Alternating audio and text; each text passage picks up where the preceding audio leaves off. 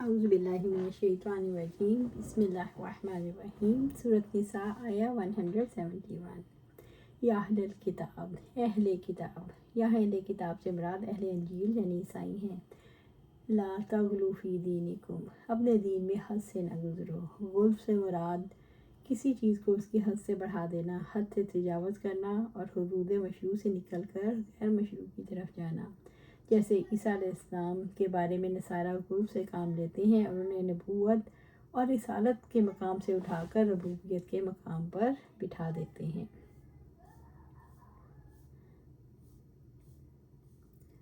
وَلَا تَقُولُوا عَلَى اللَّهِ إِلَّا الْحَقَّ اور اللہ تعالیٰ پر حق کے علاوہ وہ کچھ نہ کہو۔ یہ کلام اقدس تین امور کو متضمن ہے۔ ان میں سے پہلے دو امور ممنوع ہیں۔ اول اللہ تبارک تعالیٰ پر جھوٹ باندھنا، دوسرا اللہ تعالیٰ کی اسماء و صفات اور اس کے افعال اور اس کی شریعت اور اس کے رسولوں کے بارے میں بلا علم بات کرنا، تیسرا وہ چیز جس کا حکم دیا گیا ہے وہ ہے تمام امور میں قول حق یعنی حق کا صحیح بات کرنا۔ انما المسیح عیسیٰ ابن مریم رسول اللہ وکلماتہ القاها الی مریم وروح منہ یقیناً مسیح علیہ السلام اللہ کے رسول اور اس کا کلمہ ہے جو اس نے مریم کی طرف القاء کیا اور اس کی طرف سے ایک روح ہے۔ عیسیٰ علیہ السلام کے بارے میں واضح ہوتا ہے مسیح یعنی مریم کے بیٹے عیسیٰ علیہ السلام اللہ کے رسول ہیں۔ پہلا غلو کلمۃ اللہ کے حوالے سے ہے۔ کلام کو پہلے اللہ تعالیٰ کی صفت مراد لے لیا، پھر یہ قیاس قائم کیا کہ اللہ تعالیٰ کی ذاتی صفت نے مریم علیہ السلام کے بطن میں داخل ہو کر جسمانی صورت اختیار کی جو مسیح علیہ السلام کی شکل میں ظاہر ہوئی، اور اس طرح عیسیٰ علیہ السلام کی الوہیت کا غلط عقیدہ پیدا ہوا۔ فَآمِنُوا بِاللَّهِ وَرُسُلِهِ چنانچہ اللہ تعالیٰ اور اس کے رسولوں پر ایمان لے آؤ۔ فَآمِنُوا بِاللَّهِ اللہ تعالیٰ اور اس کی وحدانیت، اس کی ربوبیت پر ایمان لے آؤ اور اس بات پر کہ اس کی کوئی اولاد نہیں، وَرُسُلِهِ اور اس کے رسولوں کی تصدیق کرو۔ وَلَا تَقُولُوا ثَلَاثَةٌ اور مت کہو تین ہے۔ اللہ تعالیٰ نے اہل کتاب کو تین خدا بنانے سے منع کیا، یعنی اللہ تعالیٰ، عیسیٰ علیہ السلام اور مریم علیہ السلام۔ انتہوا خیر لکم تم باز آ جاؤ، یہی تمہارے لیے بہتر ہے۔ ان کے لیے بہتر ہے وہ اس تسلیث سے باز آ جائیں کیونکہ یہی نجات کا راستہ ہے اور اس کے سوا ہر راستہ ہلاکت کی طرف جاتا ہے۔ سبحانہ ان یکون لہ ولد وہ پاک ہے کہ اس کی کوئی اولاد ہو، وہ شرک سے پاک اور منزہ ہے۔ لہ ما فی السماوات و ما فی الارض اسی کا ہے جو بھی آسمانوں میں ہے اور جو بھی زمین میں ہے۔ رب العزت نے فرمایا وَقَفَىٰ بِاللَّهِ وَكِيلًا اور اللہ تعالیٰ ہی وکیل کافی ہے۔ اللہ تعالیٰ کے وکیل ہونے سے مراد ہے وہی زمین اور آسمان کا قائم رکھنے والا ہے، مدبر اور رازق ہے، اس کے سوا کوئی دوسرا الہ نہیں۔ وکیل سے مراد حفیظ، شاہد اور علیم ہے۔ سورۃ نساء آیا 72 لن یستنکف المسیح ان یکون عبدا للہ مسیح اس بات میں ہرگز عار نہیں رکھے گا کہ وہ اللہ تعالیٰ کا بندہ ہو۔ مسیح اپنے رب کی عبادت کو عار نہیں سمجھتے، یعنی اپنے رب کی عبادت سے منہ نہیں موڑتے۔ وَلَا الْمَلَائِکَةُ الْمُقَرَّبُونَ اور نہ ہی مقرب فرشتے، اللہ تعالیٰ کے مقرب فرشتے اس کی عبادت سے منہ نہیں موڑتے۔ سبحانہ وَمَن يَسْتَنكِفْ عَنْ عِبَادَتِهِ وَيَسْتَكْبِرْ فَسَيَحْشُرُهُمْ إِلَيْهِ جَمِيعًا اور جو اس کی عبادت سے عار رکھے اور تکبر کرے تو عنقریب اللہ تعالیٰ سب کو اپنے پاس جمع کرے گا، یعنی اللہ تعالیٰ کی عبادت کو عار سمجھنے والوں، متکبروں اور اپنے مومن بندوں سب کو عنقریب جمع کرے گا اور ان کے درمیان عدل و انصاف کے ساتھ فیصلہ کرے گا۔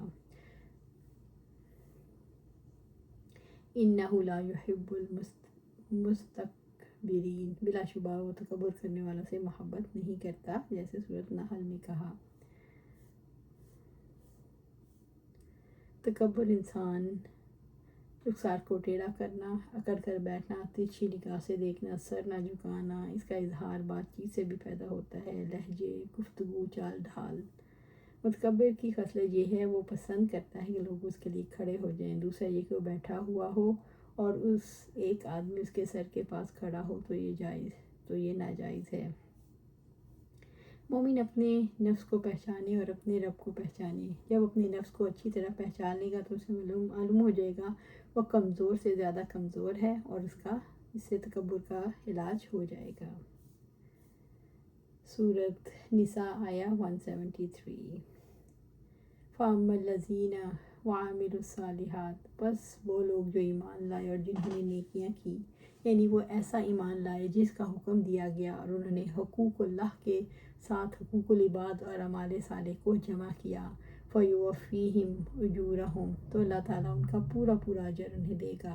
اجور سے جنت مراد ہے۔ وَيَزِيدُهُم مِّن فَضْلِهِ، اور اپنے فضل سے انہیں مزید بھی عطا کرے گا۔ وَأَمَّا الَّذِينَ اسْتَنكَفُوا وَاسْتَكْبَرُوا فَيُعَذِّبُهُمْ عَذَابًا أَلِيمًا، اور رہے وہ لوگ جنہوں نے آج سمجھا، تکبر کیا، اور انہیں دردناک عذاب دے گا۔ جو اللہ تعالیٰ کی اطاعت عبادت سے باز رہا، اسے عبادت میں شرم آئی یا اس نے خود کو بڑا سمجھا، تو اللہ تعالیٰ قیامت کے دن اسے دردناک عذاب دے کر رہے گا۔ وَلَا يَجِدُونَ لَهُم مِّن دُونِ اللَّهِ وَلِيًّا، اور اللہ تعالیٰ کے سوا اپنے لیے نہ کوئی دوست پائیں گے۔ وہ مخلوق میں سے کوئی ایسا شخص نہیں پائیں گے جو ان کا ولی مددگار بن سکے اور اپنا مطلوب اور مقصود حاصل کر سکے۔ وَلَا نَصِيرًا، اور نہ کوئی مددگار جو ان سے اس چیز کو دور کر سکے جس سے یہ ڈرتے ہیں، بلکہ صورتحال یہ ہوگی اللہ تعالیٰ جو سب سے زیادہ رحم کرنے والا ہے وہ بھی ان سے الگ ہو جائے گا اور ان کو دائمی عذاب میں چھوڑ دیا جائے گا۔ سورۃ نساء آیہ 174۔ یا ایھا الناس قد جاءکم برہان من ربکم، اے لوگو تمہارے پاس تمہارے رب کی جناب سے ایک واضح دلیل آئی ہے۔ قرآن مجید اللہ تعالیٰ کا کلام ہے، اس میں ایسی شہادتیں موجود ہیں، یہ کسی انسان کا کلام نہیں۔ قرآن مسحور کرتا ہے، جو لوگ عربی زبان سے ناواقف ہیں وہ بھی تلاوت قرآن سن کر متاثر ہوئے بغیر نہیں رہ سکتے۔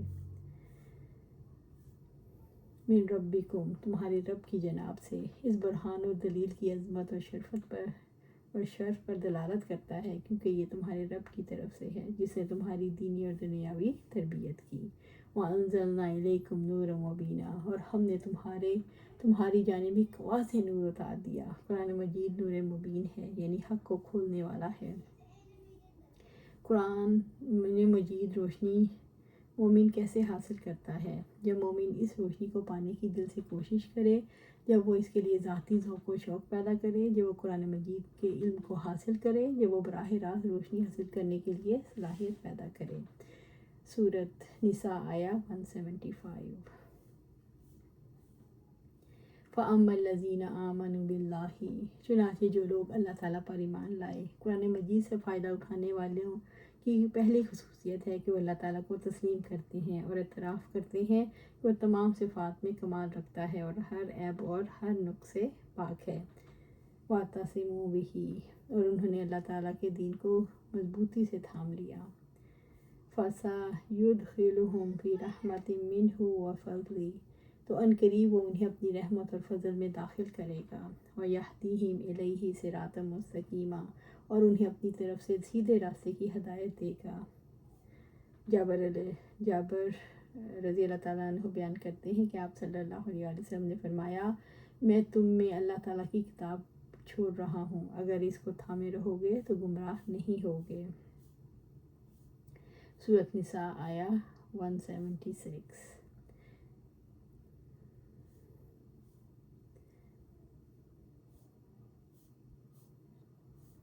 شان نزول، جابر رضی اللہ تعالیٰ عنہ فرماتے ہیں کہ آپ صلی اللہ علیہ وسلم سے دریافت کیا گیا، یا رسول اللہ میری ایک بہن ہے، اس کے مرنے پر مجھے کیا حصہ ملے گا؟ اس پر اللہ تعالیٰ نے آیت میراث نازل فرمائی۔